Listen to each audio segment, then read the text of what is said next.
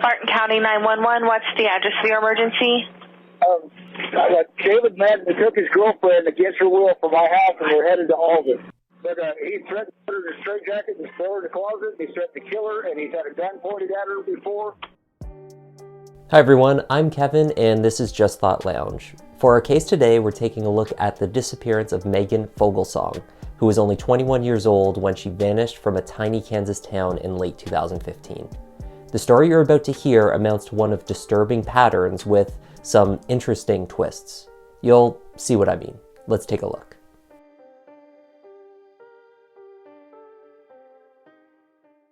What do we know about the young woman that Megan Foglesong was back in 2015? Megan had grown up from the age of 9 with her dad and her stepmom Dawn in Oneida, a pretty small town in Knox County known as the biggest little city in Illinois.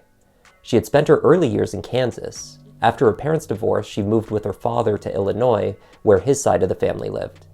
There, Megan attended Rova High School. She graduated in 2012. She loved to play softball, she was a pitcher, and she excelled at the sport. Megan was a very happy and fun-loving person. She has been frequently described as spontaneous, a fact that may have impeded concerns for her whereabouts in the initial days of her disappearance, but it was this pluckiness, her energy and positivity, that many friends and family would later recall as genuine about her. After graduation, Megan decided to seek out her biological mother, Pam Lewis, in an attempt to reconnect. Pam still lived in central Kansas, where Megan had spent her first years. It was to an even smaller town, that of Alden, Kansas, that Megan relocated. Alden is in Rice County. The last census records its population at a whopping 148. It was the type of place where residents knew each other by first name and generally knew each other's business. One of these residents was a man named David Madden. A former Marine, David was introduced to Megan via her mother Pam. Although David was not only 14 years older than Megan and an ex-boyfriend of her mother's, they nonetheless started a romantic relationship. Friends of Megan's, both in Kansas and Illinois, disapproved, and they also became progressively more concerned as the relationship went on. But Megan seemed to have fallen in love with him. By 2007, years before Megan and David met, he already had 3 convictions for battery under his belt. He could also claim 1 arrest, though later released, for murder. Court filings show that in January 2003, while a Marine stationed at Camp Lejeune, a training base in North Carolina, David and a couple of friends were out drinking. The official narrative is that David left his 2 friends at a pub called Stalker's Bar while they continued on to Orleans House and continued drinking. Here David's pals met with a third, heavily intoxicated man, and they decide they should rob him. Driving out 8 to 10 miles on the highway with their victim in the truck, they then pull over, force him out, and beat him to death with a baseball bat. The next morning, David notices blood splattered on his friend's jeans and asks him what they had gotten up to the night before. "We killed someone," was the response. David was arrested alongside his Marine buddies for the murder, but was later released after telling his version of the story. Rumors in Alden, however, said that David would boast about how he had gotten away with murder, that a friend of his was serving the time. This information was relayed to his loving girlfriend Megan. Whether to impress or terrify her, it's unknown. In 2014, Megan was living with David in Alden. There are indications she was developing some personal problems. Friends admitted she started using methamphetamine while living there. She had held a job at the local cafe briefly, but left this employment abruptly. We don't know what exactly the catalyst was for this exit, but fingers were pointing at David, a controlling boyfriend who was making Megan's life difficult. Their tumultuous on and off relationship was beginning to turn scary. In late 2014, Megan attempted to leave David again. Barton County 911, what's the address for your emergency? I got David Madden, who took his girlfriend against her will from my house, and we're headed to Alden. But he threatened to put her in a straitjacket and throw her in the closet. He threatened to kill her, and he's had a gun pointed at her before. It's December 2014, 1 year before Megan would vanish. Police record that David had taken Megan before against her will. Witnesses reported that he had placed her in a straitjacket at gunpoint and held her at his home in Alden. But when local police catch up with the couple at the house, Megan claims that she had not been taken. When questioned, she denied that anything was wrong at all. The police were left with little to go on, and so the incident was considered resolved at that point. It would later be revealed that the police knew much more at that time than the incident alone lets on. Concerned for her safety while far away in Oneida, Megan's stepmother Dawn called in multiple welfare checks to the home. Documents would reveal 20 distinct visits to David's home for various reasons, including the checks on Megan's safety. So in late 2014, after Kelly thankfully placed the 911 call, Megan makes the trip back to Illinois. Greeted by her father, sister, and stepmom, the family is relieved and Megan is home safe. She remains there for about 6 months, and she sends a thank you message to the 911 caller, her friend Kelly. Thank you for being there for me. I'm so sorry that I did not see that you truly cared and was only doing what a good friend would do. She thanks him for being a supportive friend and looking out for her. I hope this is a lifelong lasting friendship. Thank you again, and I am so sorry. Never again. November 25th, 2015, the day before Thanksgiving. David had been in jail for driving on a suspended license and was due to be released that day. Megan was vocal about her intentions to never return to him, but she had given in repeatedly in the past. In one instance, he had turned up at her home in Illinois in the middle of the night and somehow had prompted her back to Kansas. But this time, she was holding firm. Until she wasn't. Back in Alden, less than a week later, David and Megan were arguing. He informed the police that he caught Megan stealing from him. Not much is done about this complaint, but not to worry, because on December 1st, David clarifies. It wasn't Megan that stole from him after all. No need to look into it. He and Megan had just had an argument and she left. Days go by with no communication from Megan to either friends or family. Free of a regular work schedule and spontaneous by nature, it's tricky to predict Megan's movement with any certainty most days. So it takes a period of silence on social media, like her Facebook page, before anyone begins to panic. But when she missed Christmas, then she missed her birthday, and no communication to her family back in Oneida? With limited options to search for her from so far away, Dawn managed to access Megan's Facebook page. Here she finds a message that Megan had sent to a friend stating that she was back in Alden and back at her boyfriend's house. It was her last activity online on the 30th of November. Dawn began to message Megan's friends to see if they could provide any further information. One girl said that there was a rumor in Alden that she was marked off by her boyfriend, which I guess means murdered. There were rumors of the Mexican mafia was after her, and another one that she became involved with the wrong people, I suppose like the mafia. One of the people that Dawn attempted to message was David. He doesn't seem interested in playing the role of the distressed boyfriend, however. He does not respond. He blocks her messages. Still hearing nothing directly from Megan and getting few answers from those in Kansas that know her, Dawn packs up and heads to Alden.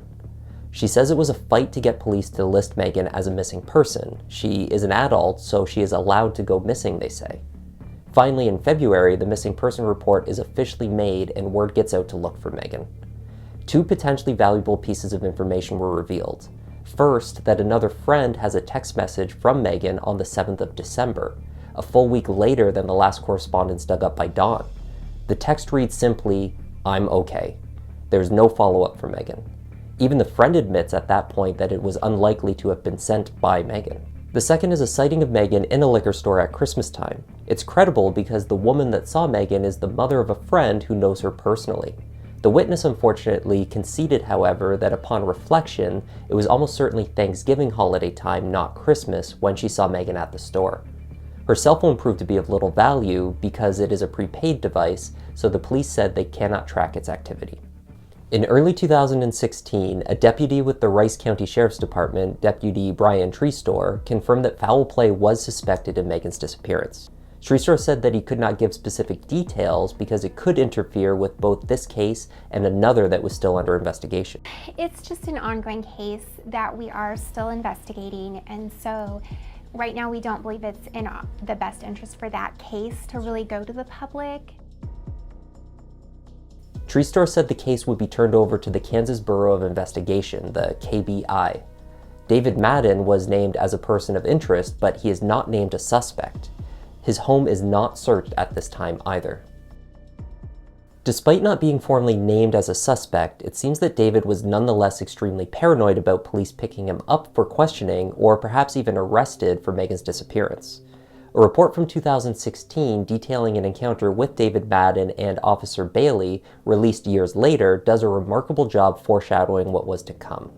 Bailey says, "As I parked my patrol unit, I observed Madden enter the front door of his residence briefly, then stepped back out onto the porch. While Madden was standing on the porch, I observed the outline of a pistol concealed under his shirt." Madden claimed that he always carries the pistol on his person. "It is my belief that he stepped into the residence in order to arm himself, not knowing if I was going to try to arrest him or not." It should be noted that Madden is a person of interest in the disappearance of Megan Foglesong. It is my concern Madden is paranoid and possibly preparing himself for a confrontation with law enforcement if he is charged in the disappearance. Madden could see any routine traffic stop as an attempt to make an arrest on the disappearance. Please use extreme caution if you have any contact with Madden.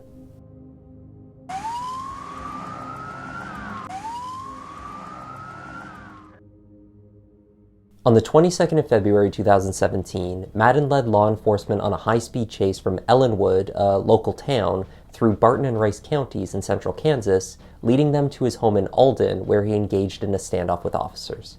Speeds reached up to 90 miles per hour as Ellenwood police officers pursued him. He was eventually apprehended, and at this time at least, no one was hurt. Following this incident, David was arrested. He was charged with assault of a law enforcement officer after threatening to drive head-on into a police officer, as well as counts of driving with a suspended license as a habitual offender, and felony flee and elude. Meanwhile, a KBI agent investigating Megan's missing persons case received information that David was suspected to be involved with explosives or explosive materials. The agent then notified the ATF. So the day following his high-speed chase, a search warrant issued on his Alden home is executed, finally. It's February 2017, over a year has passed from Megan's last confirmed message. In addition to the Alden residence, which is owned by his mother, his father Thomas's home in nearby Raymond is also searched. Although David doesn't live there, Thomas agrees to the search. Neighbors report that the 65-year-old was a kind man who was aware that his son was not a good person, so he cooperates with the search. Day one of the search recovers 2 wooden crates located in an outbuilding on the property, which contained 24 separate metal pipe bombs, each wrapped with metal baling wire and some wrapped further with black electrical tape. On day 2, they find 2 types of hobby fuse, 12 containers of smokeless powders, and 2 live military ordnance projectiles. In addition, 2 more wooden crates, one containing 15 and the other containing 9 pipe bombs. The residence was sealed off for a time, but when they returned again on March 9th to have a look around, they find an AK-47 machine gun and a standard Fusey Corporation railroad torpedo, along with a .45 caliber semi-automatic pistol. It appeared as though David was stockpiling for something, perhaps another standoff. David was interviewed in Rice County Jail, where he admitted to making and lighting off pipe bombs and said he had been doing this since he was a kid. The arrest warrant then states that David admitted to finding the machine gun in Fallujah, Iraq, when he was there fighting for the United States Marine Corps, and then he brought it back with him to the United States. According to Dawn Foglesong, this is complete nonsense. She says he didn't bring it back from Iraq, he never left the country. Regardless, he was indicted on unlawful possession of a firearm for owning the machine gun. The searches revealed nothing of value for the missing person investigation. The Foglesong family held out hope of progress while expressing frustration at the lack of results from law enforcement. And years went by.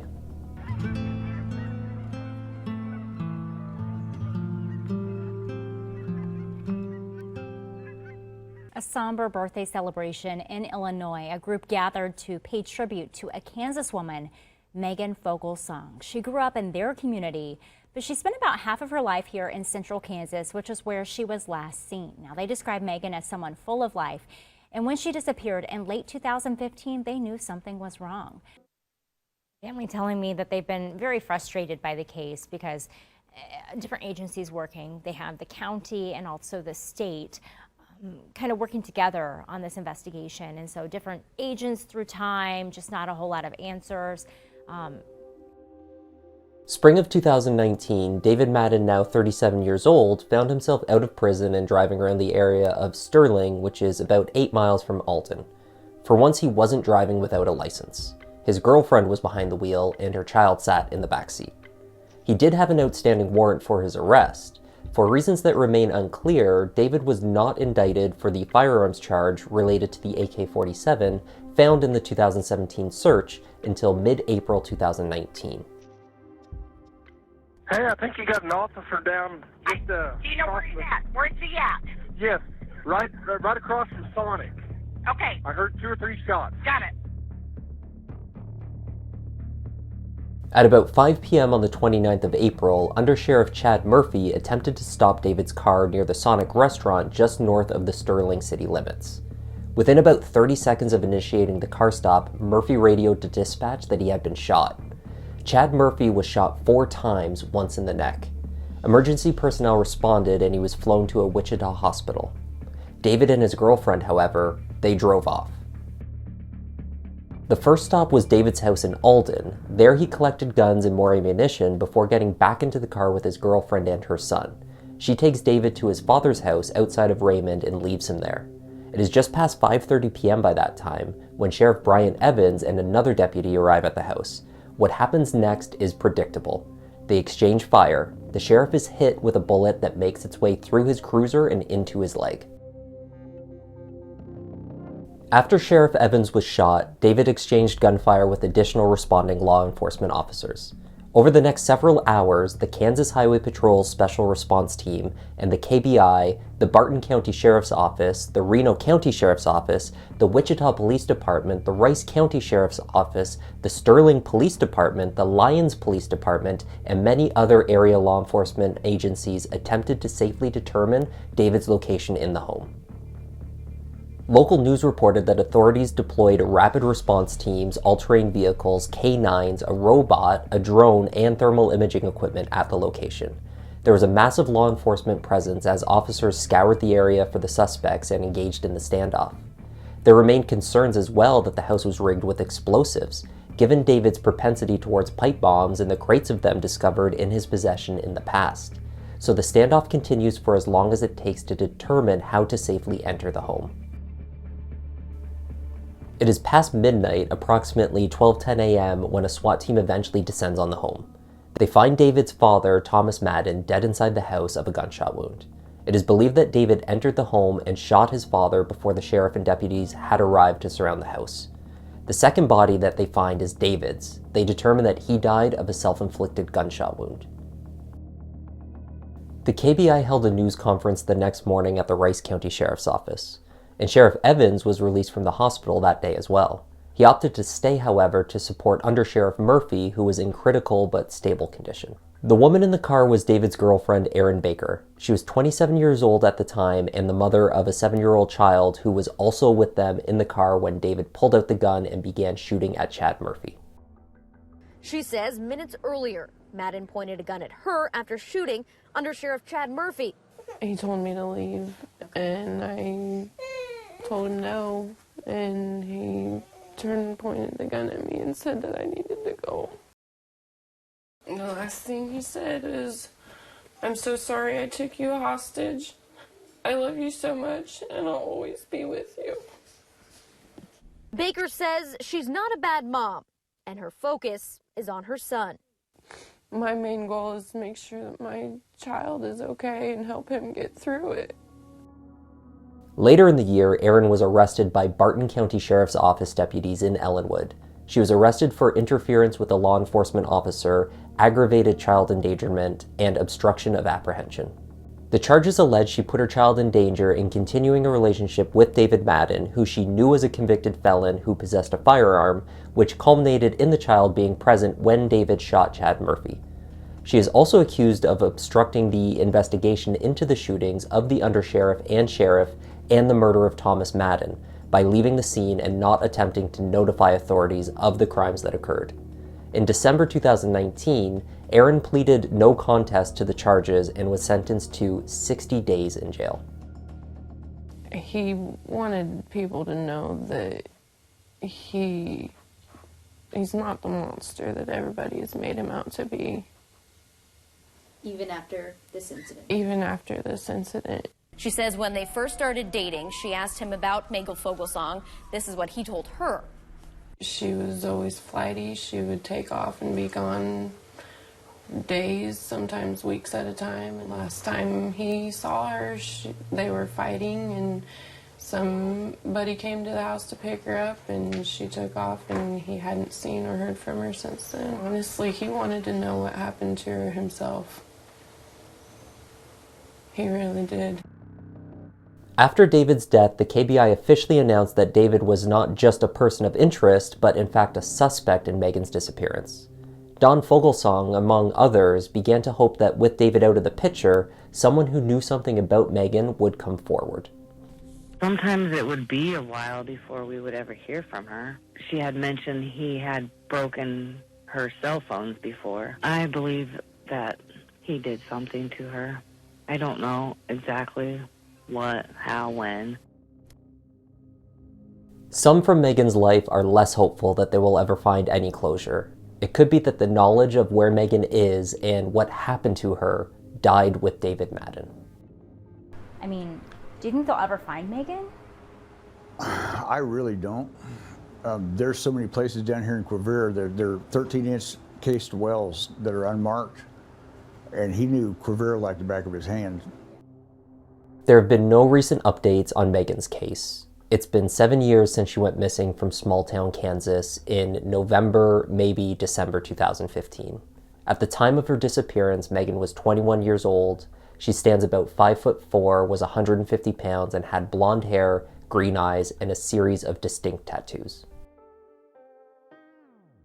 Thanks once again for joining me here today. I really appreciate it. My name is Kevin, this is Just Thought Lounge, and I'll see you in the next one.